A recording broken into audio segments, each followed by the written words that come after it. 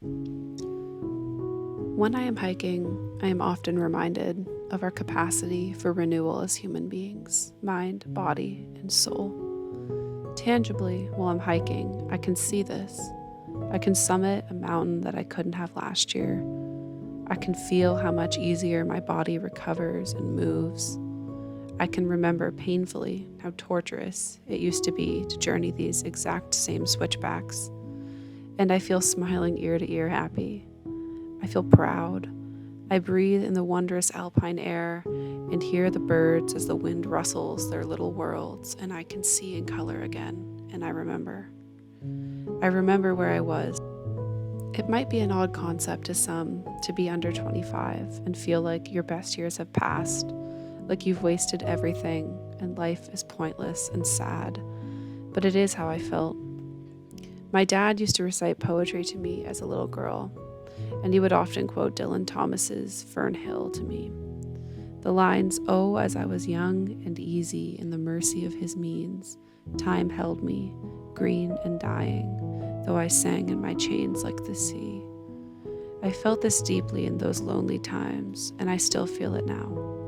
I remember on these hikes how it felt to see the world as an amalgamation of regrets and wrong steps, to feel embarrassed of who I was and who I wasn't, to genuinely see the world without seeing the world. A bittersweetness captures me.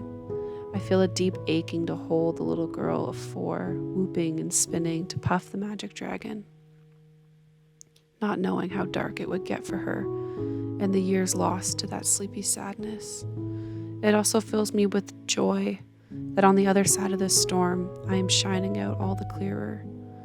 In this process of hiking more, it's obvious that while I'm not where I want to be, I can look back and see that I am sure as hell further along than I was. And please, don't misunderstand me. The journey has been grueling. This healing and shedding of old things has been painful and heartbreaking and tearful and scary. But I find myself more and more aware of this truth, the truth of living in the tension of the bittersweetness of the human experience. This not yet being all that we can be. And instead of being discouraged, let us instead look at the ground we've covered and strengthen our resolve to press on. Let us show compassion to them being our former selves and the others on this journey. Let us speak light into the lives of others and ourselves. I encourage you to find a photo of your younger self. If you struggle to get out of bed in the morning, put the picture next to where you sleep. If you struggle to look at yourself in the mirror, tape the picture to it. I encourage you to come up with a mantra. It can be long or it can be short.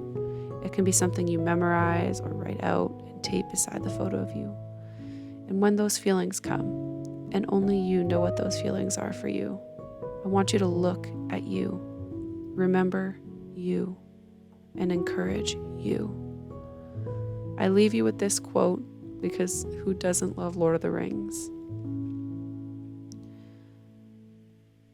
I know it's all wrong. By rights, we shouldn't even be here, but we are.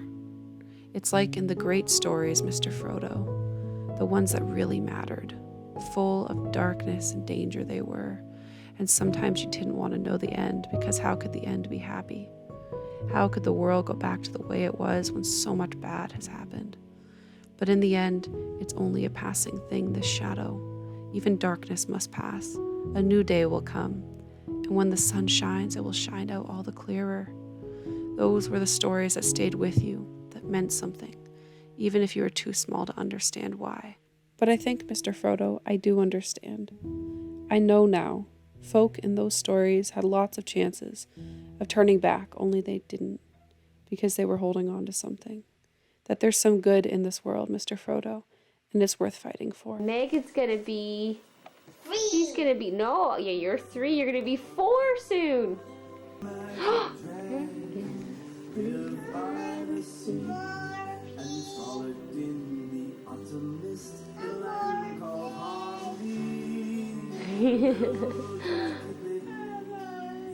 Sure, William. Wow.